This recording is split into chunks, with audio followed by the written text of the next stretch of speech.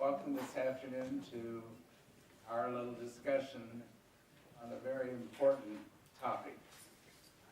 The biggest medical problem at the Sequoias is falling. And with the great help and the perseverance of Joey and Bob, and may we give them a hand.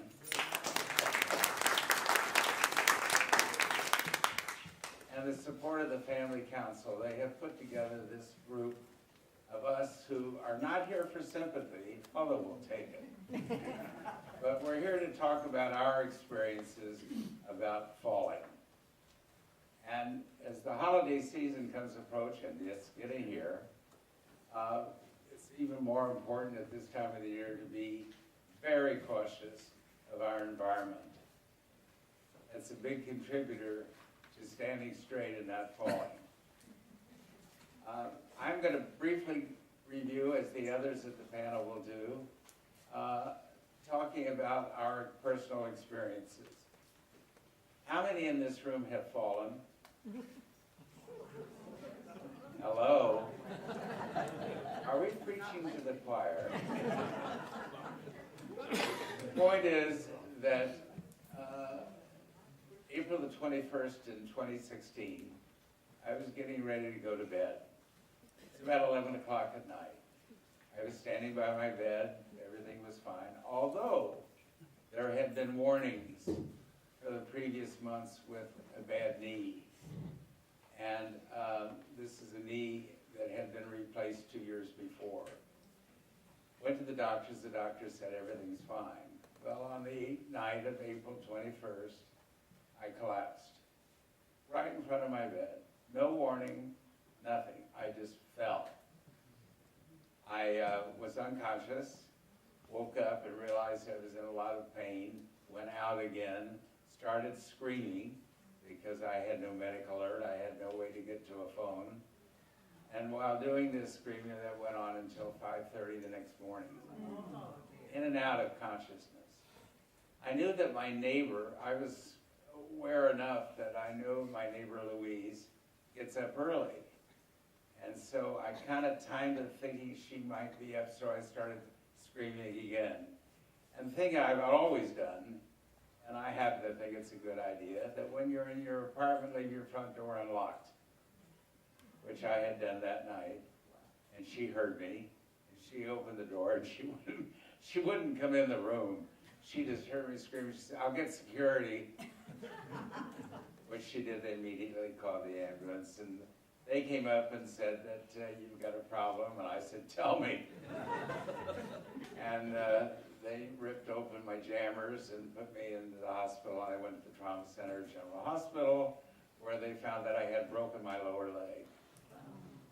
But resetting that leg, they realized that my knee replacement was infected, which had caused the weakness in the leg for me to collapse.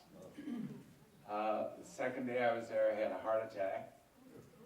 Got back to the Sequoias about a week later, and 4 days later I had a stroke. It just keeps having more fun. That sent me off to UC Medical Center, to their trauma center, and then went over to St. Luke's for their rehab center. And it's a hospital that I'm glad to see torn down. It was a mess. But the rehab was good. I was able to recognize the fact that I had a pretty serious life-impacting problem. I came back here, and I've been in the health center ever since. And thank goodness for their good medical care, and thank goodness for many great friends, especially Tony Shortino, for keeping my wheels rolling. But that was my incident. And how could it have been prevented? No. Should I have had a medical alert? Probably. But I didn't. And so my life is infected, but impacted for the thank goodness I'm at Sequoias for the care that I'm getting. Next to me is our prima donna. this wonderful woman named Hilda Richards. Hilda, you want to tell your story? Okay, I didn't realize I was going to follow you, which is very difficult. Oh, I'm not that big. I have only a very small story to tell you. I was at my niece's house over in Moraga, and I went to the bathroom, actually to brush my teeth. And as I walked in there, there's a very small mat in front of the basin. I slipped, and of course I fell and hurt my knee. Fortunately, it wasn't too bad. But my nephew immediately got myself a walker, which I hated. And he said, sometime in the future you will like it. And I assure you, I'm living with my walker. Thank you. Next, we have Barbara Resnik. Yeah, well, use your Barbara, you want a mic? Sorry, I'm sorry. I'm feeling that I can't match Joe, and my situation is quite different. My playground is Laguna, Geary, and Divisadero, and that's where I walked before. And I'm a walker, and I love to walk, and I walk too fast. But the first that I should tell you about is something that Joe wants me to talk about, which I didn't want to talk about. I didn't fall. I ran into two pigeons about probably 2 or 3 years ago, down at the street. I can't remember which street it was, but downstairs where we get all the Laguna. I always forget that. Anyway, I wasn't paying any attention. I was dashing around the block. I was very proud of myself, walking around this block and it was very fast. And I didn't see anything, but suddenly there were two pigeons, huge pigeons, right in my chest. One of them just boom, hit me right in the eye, unfortunately. And so I didn't pay too much attention till it swelled up, and I had to go to the doctor, and had an infection from that thing, and I recovered. But I would think that we all should be aware that there are hazards down there with these big, and they're huge and they really hurt. So I did get over that anyway. So I told you that story. But I did have 2 other falls that I had this year. One in June and one in August. And those are the ones that I feel kind of guilty about, because I think they were, it wasn't the surface that I was walking on that did it. It was how fast I was walking and where it was. I walked first. The first one was on Post Street. I was running down to Divisadero to see the doctor about something else, obviously. And I think I lasted about a half a block, and boom, I went down. I was aware when I was going down that my left leg was going first, and I didn't feel bad about it. It didn't hurt that much, but I looked terrible when I got up. Here I was bleeding, and there was not a soul on that street in the early morning when I was starting out to walk. There was nobody there. So I dragged myself up and ran over to back to the Sequoias, and fortunately I met Aurora in the garage. Because here I was bleeding and a little bit stressed, I think, at that point. And she was nice enough to take me up to the health center. And eventually everything, I didn't break a bone. I never broke a bone on my other fall that I can tell you about too. So I was very fortunate in that.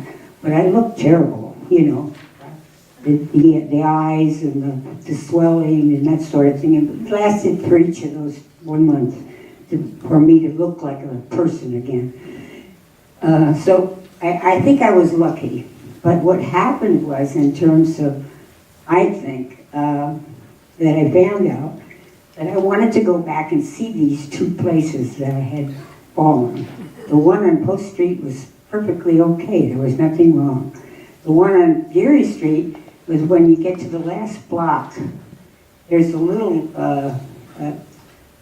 piece of nothing there, was nothing there, between the street and the sidewalk that they had fixed up. So I thought, well, I didn't hit that. So apparently that isn't what caused it. So neither one of these falls caused my fall.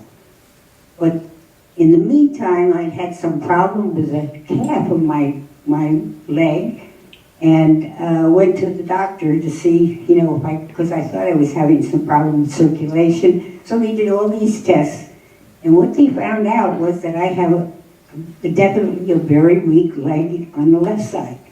And that's where I was falling. Both times I fell on the left side. Wasn't anybody's fault. Nope. Pigeons were there. And the place was very, very good. So it was important for me to know that, and to be able to do something about it. And what I did, and what I've been doing now, I just started on this, I'm doing heel-toe walking. I didn't do that, and I know that's the way you should do it, but that is very important because I was stubbing my toes, my big toe, and it was always the left leg toe. So now I'm doing the heel, and it's not easy when you're just used to worrying, walking in your own way. So, and that was, the other thing was that I used to brag a little bit about how fast I walked. And I just decided, come on, Barbara, little old lady now. And I was walking too fast. And I wasn't looking. And those are the things that I think about now when I go out to walk. Look forward a little bit, and then around. Because the other thing that had happened to me this year was that I had lost an eye because of infections. And so I'm dealing with that situation, but I don't really blame that for my fall. I do blame the fact that I, wasn't using the new skills that I'm learning to walk with one eye. It's difficult, but it's not unsolvable. So I feel I was lucky, and I didn't blame it. I can't blame the environment. I think that's important. That sometimes, you do, but you tend to. I was embarrassed about the fall. I don't know whether anybody feels that way. When you fall, you feel kind of badly, and so I'm glad that I got this new plan. The heel, toe, looking around, slowing down. I think what she's emphasizing is we don't always fall in our own environment, the exterior. And while you say look straight ahead, look carefully, look down. One of the things we've heard from other people, the size of the curves are different. Sometimes we tend to rush because we're thinking a bus is going to hit us. Well, we don't want that to happen. It's not pretty hood ornaments. But the important part is be aware of your environment, indoors and outdoors. Thank you. Louis. Well, in thinking about this, I sat down and realized that I can think of 21 falls that I've had and 5 broken bones. Now, the good news is that I've gone 3 whole years without a fall or a broken bone, and that's, out of the last 12, that's pretty good for me. What I have found, most of my falls have occurred here since 2006. I pretty much ignored the fact that I was having really serious problems with my vision up until about 7 years ago. I had broken, for the first time, 3 breaks in my left foot. Goes back years. One fall that I was really upset about was slipping on the ice and cracking my pelvis. And it made it so much easier to think about moving to California. I can't believe that it was such an easy switch. But like Barbara, what I have found is that all but 1 or 2 of my falls have been outdoors. And I think the streets and sidewalks in this city are a disaster. You have only to walk down to Golf, take a left, and go north. The sidewalks are narrow because I assume they've increased the width of the street at some point. You've got all of these cuts coming in from the street for driveways or cuts leaving the sidewalk to go into somebody's garage. And it's a really nasty stretch of walk. And there are other places in the city where that doesn't exist. The other thing I think we always have to be careful about is a lot of time when we get into nicer sections of town, business sections of town, there can be changes in the texture of the sidewalk. So suddenly you have a beautiful inset of granite or some sort of perhaps marble or what have you. And when that gets wet from rain, you're in big trouble. The other thing that I would urge you to avoid, don't wear leather soles. They are really, really bad. A leather sole on a nicely polished floor is an invitation to slip. So anyway, I would say that I would blame most of my problems until we get to the vision issue. Slow down. Haste really does make waste. And the other thing that we don't always accept is the fact that multitasking can really lead to trouble. Now, we all look at people crossing the street while they're reading their text messages, etc. And we understand that they deserve to fall. But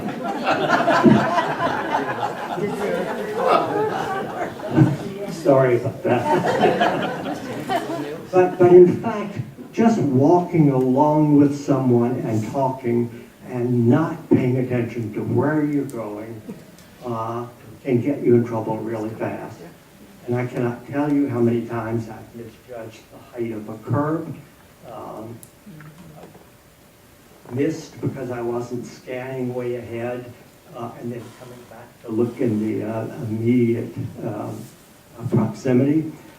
It is very easy to trip.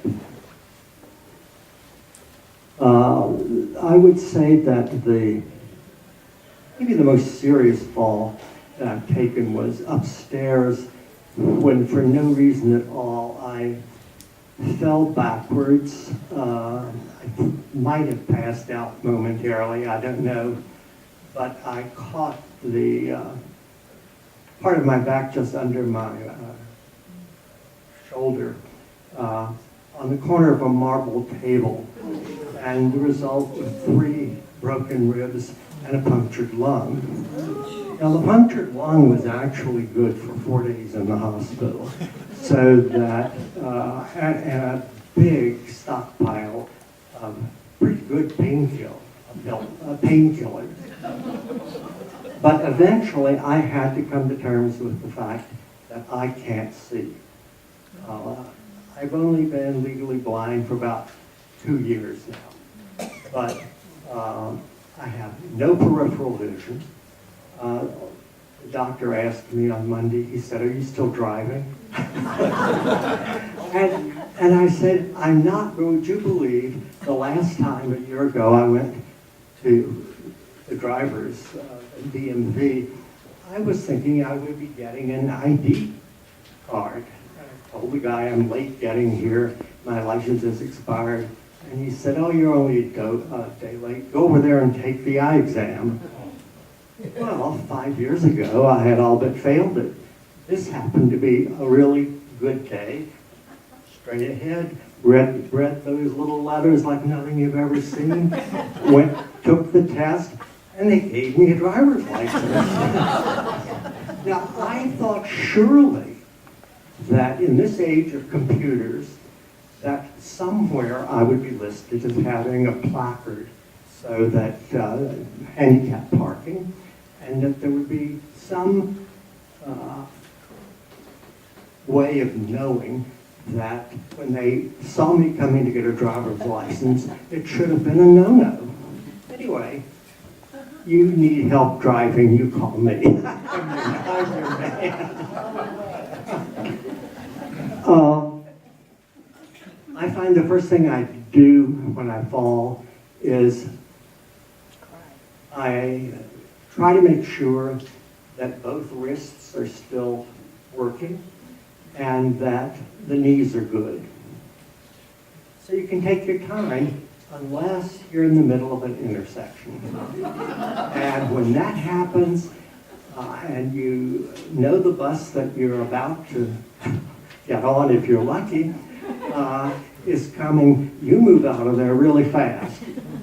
And I think it was PJ wrote an article recently talking about some of the things you do or don't do and take your time doing after a fall. I couldn't agree more, but if you're in traffic, you don't want to linger. The last thing I guess I would say is that I only use my cane when I'm out of the building.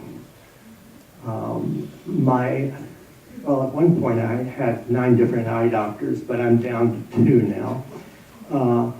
And the one referred me to Dr. Fletcher, whom I know that Iris sees from time to time.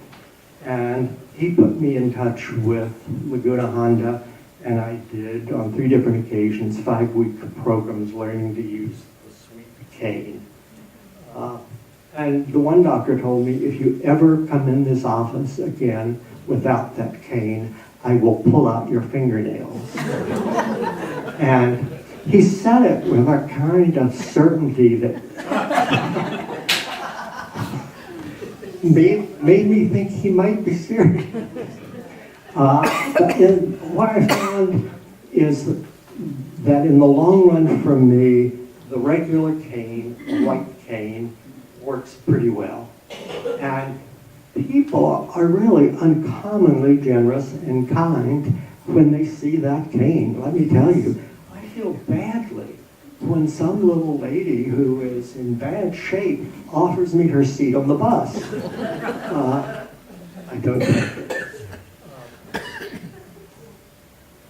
I really got into looking into the eye problem seriously when I realized I was tripping over people's 3-year-olds and the dogs.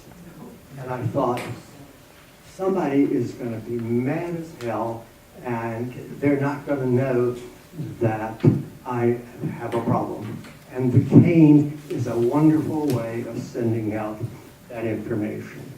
One bit of advice I can give you is you don't ever want to trip over a sleeping pit bull. They are not nuts. And when you see just by accident, you turn slightly, and this thing has gone by your arm, you realize, don't mess with pit bulls. But I think there are probably a lot of other dogs that don't like to be kicked. So we really have to pay attention to where we are and who and what is there. So the last thing I would say is, don't rush, don't multitask. And in this building, I think the most dangerous place I face every day is the dining room. You know, there are there are crowds, there are people coming from every direction, and the other day, well, I'll back up, actually about a year and a half ago, I knocked over a darling lady and fell right across her. And I thought, oh dear God, please don't let her have a broken hip. And you know, it was wonderful to see how quickly people came to her aid, and they didn't give a damn about me. And the first thing she said when she stood up, she said, I'm so sorry, I just have no peripheral vision.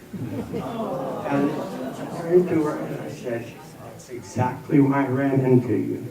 So if you feel that you're having problems, whether it's from medications, from any number of things, particularly with vision, particularly with balance, see a doctor. We can't afford to spend time with falls. Louis, why don't you show them the canes so you'll understand what you're referring to. When you see anyone with a cane, we're more cautious. If you see somebody with one of these white red tip canes, get out of their way. Well, I'll tell you this one is, the sweeping cane works fine unless you're in a crowd. I saw a wonderful young Asian guy. We can't hear you, everybody. I saw a wonderful young Asian guy going up there and asked a couple of months ago. He was going like mad, and he had that cane moving back and forth. It was actually A+. But I tell you, that doesn't work in a crowded theater lobby. So you need to have something else to fall upon, to fall back on. And I found that this does a lot of good. People really respond to that, and will give you the benefit of the doubt. They'll move aside, what have you. So remember Dr. Fletcher and the Low Vision Institute, and I'll pass you on. Hey, thank you. One of the things that points out too, as we talked about problems that can happen interior and exterior, when you're carrying packages and trying to balance and you're not steady, be very, very cautious. Even loading, unloading your car, be careful of your balance, knowing your environment. Lou, up to you. Yes, sir. I don't have as dramatic a story as these people, but I was in my apartment, minding my own business, and walking in front of my bed, and I tripped on the floor. I guess I was wearing tennis shoes, and it caught on the rug, and I went splat. And I hit the side of my head on the floor, and didn't realize that my head was rattling around until later. But I had gone to the hospital, I took x-rays and all the rest, and it wasn't until quite a bit later that I developed hot flashes, of all things. If some of you women will remember the days, and I just they came upon me shortly after this fall, and I had them for a year, just about several a day. For the benefit of the gentleman, your body just feels like it's on mini fire. You just totally burning up, and you're perspiring, and then it goes away. So I had that experience for about a year after the fall. I don't know if that's a common experience or not, but I had an MRI and the whole business, and they didn't find anything in there.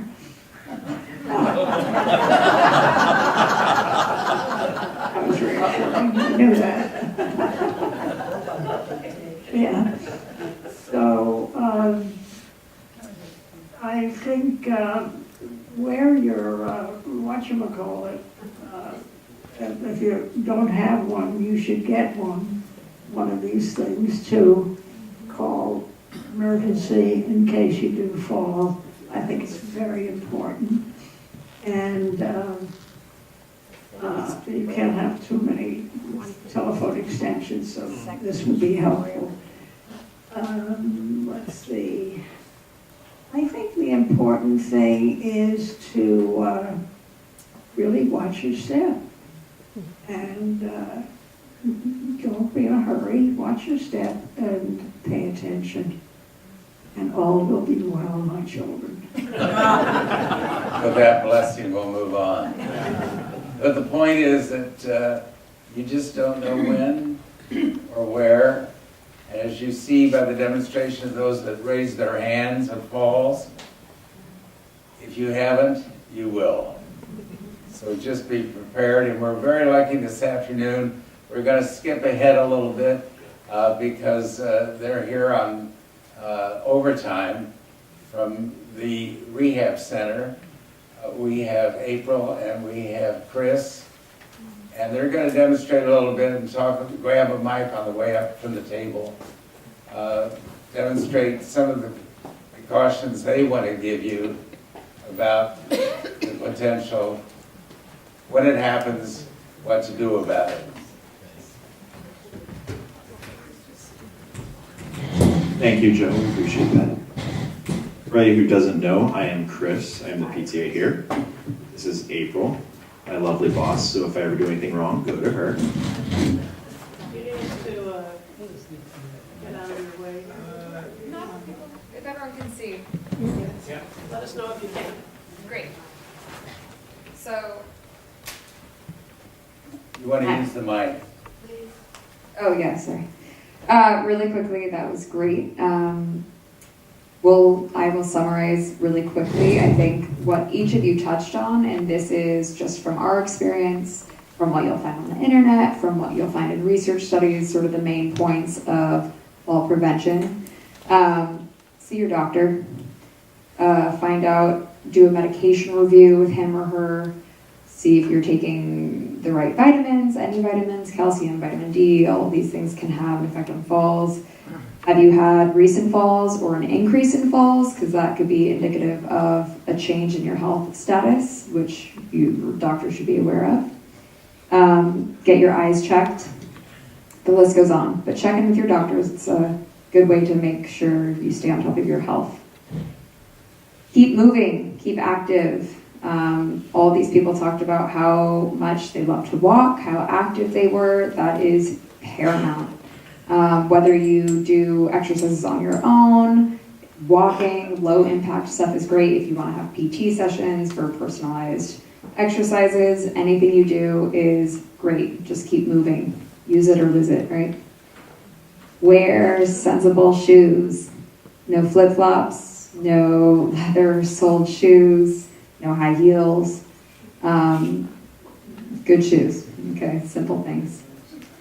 Remove hazards in your home. Do a little safety check. Clear out clutter, remove electrical cords, boxes, newspapers, loose papers. Make sure you have good lighting. No small furniture in places that you walk a lot, right? Don't put a trash can in the middle of your kitchen. What about throw rugs? Either tape them down, if you're being really good. Some people are really attached if they're area rugs. Bath mats are good if they have a rubber base. Overall, throw rugs, if you can avoid them, that's great. Good question. Immediately clean anything up, right? Make sure your lighting is good, which I said.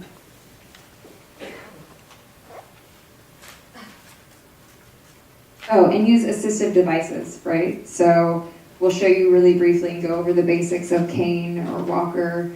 That cane is amazing. I'm sure people want to know where you got that.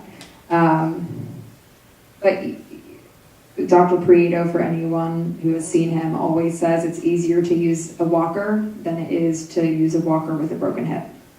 So it's preventative. Whether you're just using a cane outside or a cane in the building and a walker outside or a rollator, whatever it is, it's not worth it to risk it. It's really, there we go, okay. So it's really not worth it. And pretty much every patient that I work with in the health center, the last thing I tell them before their discharge day is to remind them, take your time with whatever you're doing. If there's a phone call, it can go to voicemail. If they're knocking at the door, they can wait. If, like Joe said, you're about to get hit by a bus, you're gonna have a really good lawsuit. So just take your time with it, okay? Giving yourself an extra 2 minutes to do something is gonna save you potentially 2 months in the health center because you fell and broke something, okay? Take your time, okay? Do things slow. It's okay to take a little bit extra time for everything. Don't be in a rush. Like I said before, falls are going to happen. The CDC, according to the CDC, a third of seniors will fall in their lifetime. Life is a game of numbers, right? So we want to do everything we can to decrease that probability. And walking with an assisted device sometimes is looked or is frowned upon here. And I hate seeing that because that's going to increase our chances of falling. So whether it's a cane, a forward walker, a front wheel walker, use it if you need it. It's going to save you so much time. Okay? And then the one other thing is that in actually 2012, according to the CDC, there was 2.4 million falls that went to the emergency room. So just try to help those numbers by using the right assistive device. We'll go ahead and start off with the front wheel walker. I'm actually going to get a chair real quick too up here. I'm going to grab that.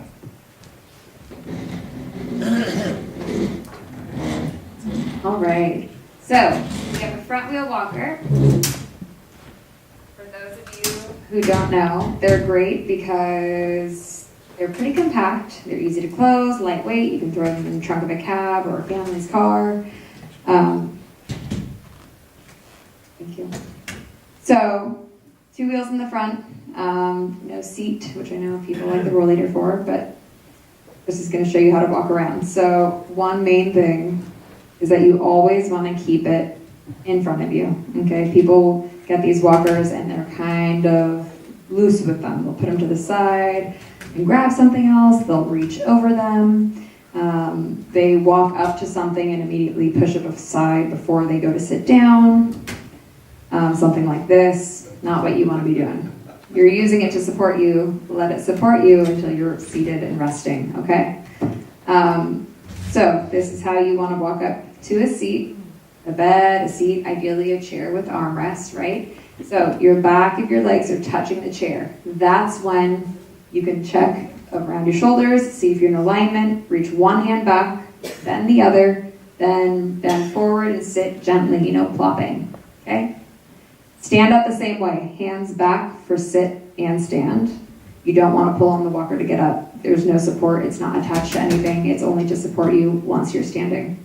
So Chris will reach back, lean forward, stand up, one hand on the walker, the other, and now he can go about his business safely and independently. The cane, basic points with this. Everyone has their preference. The main thing is you want to be using the cane on the opposite side of your weak or injured leg, okay? A lot of people want to use it on the same leg, or they see things in the movies where, don't do that. Opposite side. And so you want to... Yeah, make sure it's not in front of you either. Make sure you're putting it up to the side. I've seen too many times where I've seen somebody put their cane down and then they kick it. So make sure you keep it a couple inches to your side, whichever side you're on. To help you, not hurt you. So you're going to move your strong leg forward with the cane. Yeah, opposite. Oh, there we go. There we go. And then the weak leg. And then the strong leg. Okay. Chris is going to demonstrate.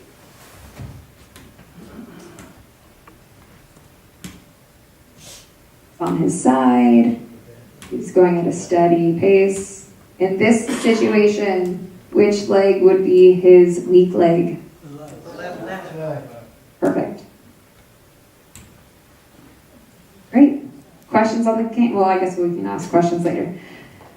Okay, we're going to briefly go over fall recovery. There's a million ways to fall, and there are a million ways to recover from a fall. What we'll cover today is very basic, and we just want it to be in a situation that anyone here might find themselves in where they're by themselves or with someone else in the community who really shouldn't be physically helping them too much, right? So, Chris has been in his apartment, okay? He fell down, he's on his back. The first thing you want to do is a body scan, okay? Before you think about getting up, take a breath, calm down, your adrenaline will be high, you'll be panicked, why did I fall, what happened, you know? It's not a fun situation, so try to calm down. Try to do a body scan. Is anything hurt? You can pat yourself down, right? Again, adrenaline, you might not realize if you twisted your ankle or if you broke your leg. So try to do a little bit of movement, a little bit of a body scan. You feel okay, right? You think, well, I tripped on something, I didn't get dizzy or faint, so I want to try to get up.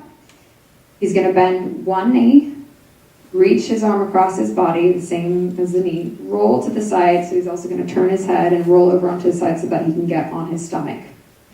From here, he's going to prop himself up a little bit on his arms. Then he's going to see if he either wants to, if he can, some people have hard knees, you're going to have to figure out what works best, but you bring one leg up, see if he can bring the knee underneath himself. He can get one arm up, kind of come onto his hand, see if he can get onto the other knee, and then he's in a position where he can crawl to something stable. Because no matter what, when you fall, the goal is not to just stand up again, it's just to see if you can get to a seated position safely. So, he's now determined that this chair is a stable,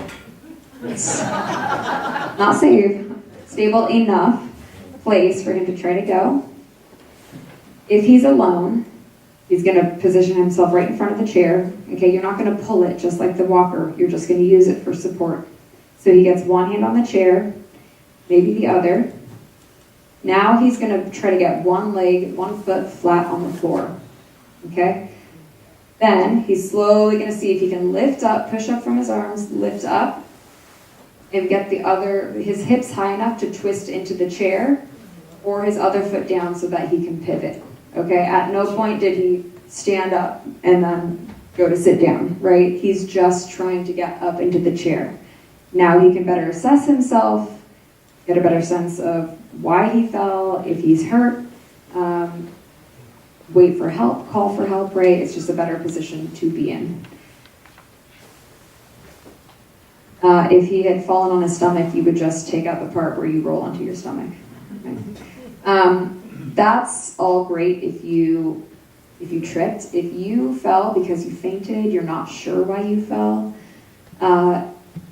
don't try to get up into the chair, okay? If your blood pressure is low, if something is going on, you could fall again when trying to get up, especially if you're having a difficult time trying to get up, right? So you're trying, exerting yourself, you're gonna get fatigued, your muscles will be weak, and you could fall again, which of course we wanna avoid.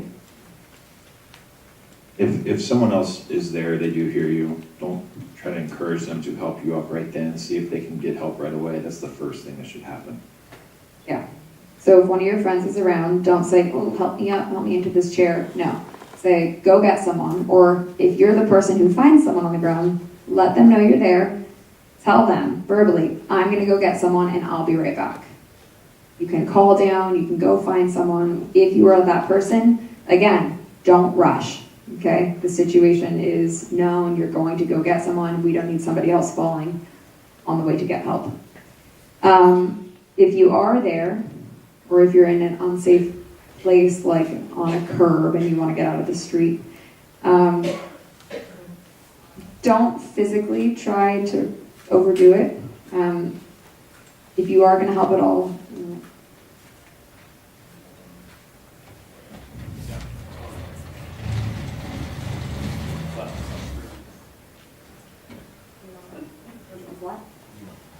yeah. I'm probably going to slip on this.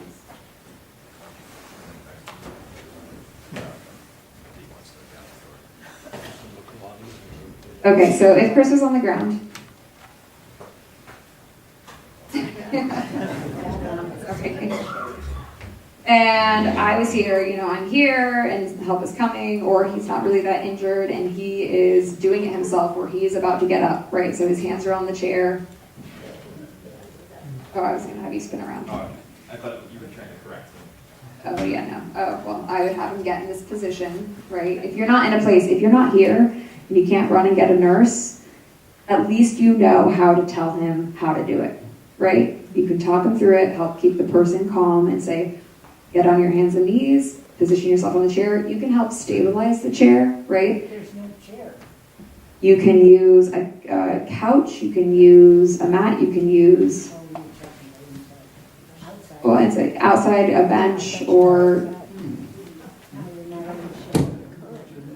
a large rock.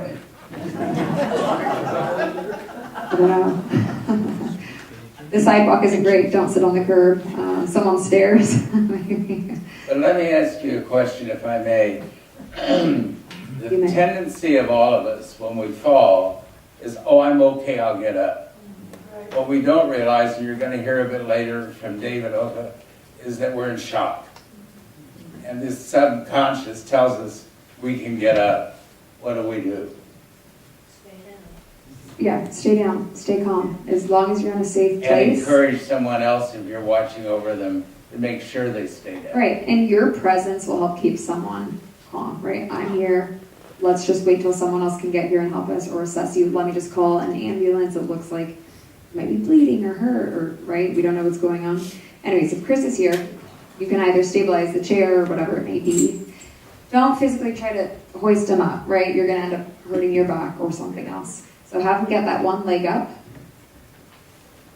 and then be on the side where the person is going to turn, right? So you can stabilize the chair and sort of help guide them in, because you don't want them to sit over here where they're going to fall off the chair, right? So you can help guide them, and again, just hands on them will help them feel more stable, but don't physically try to hoist them up, okay? We do have this little handout that we found online. We tried to find a simple, picture-friendly, educational, how to recover from a fall, so we can make copies of this. I think it's just good to have. Always look at it, always just remember, because again, you're in shock. You don't remember what we talked about here today. You don't think about this, you think about getting up, right? So if you see this, if you think about it, there's a better chance you'll respond better in this event. And just kind of to backtrack to what Joe was saying before, I know a lot of people don't know this. I was a lifeguard for several years as well. And actually 3 years ago, while I was doing therapy still, I was walking by the post office with my mom, and a senior had fell right outside the post office and just hit the pavement, knocked out, freaking out. There was unfortunately a lot of bleeding. First thing came to mind was stopping that. Next thing that was important to me, call 911, first survey the scene. That's the first thing you do. Had him call 911, and the next thing I'm doing, I'm just calming him down the whole time. He's trying to get back up. I said, no, let's just stay here, just relax. They're gonna try to fight to get up. You just have to remind them, stay here, everything's safe, we're good. Just calm them down the best you can until, help arise. Okay. Thank you. That's sort of the basics. Thank you very much. Thank you. I think maybe we need refreshing courses. Before we go on, by the way, there's going to be handouts. You're going to get more details about it that will be provided in the back of the room. So Julia will be back there to help you. And some of the things that they've demonstrated. Is that a handout that you have, April? Yeah, I have it. Okay, you want to go to the back of the room and see you. Julia back there. Thanks, Chris. Joe, we'll make copies of this afterwards and distribute them around then. She doesn't have copies. All right, you can say that when you talk about the handouts. Okay, we have another guest with us who's going to talk about the medical aspects of this.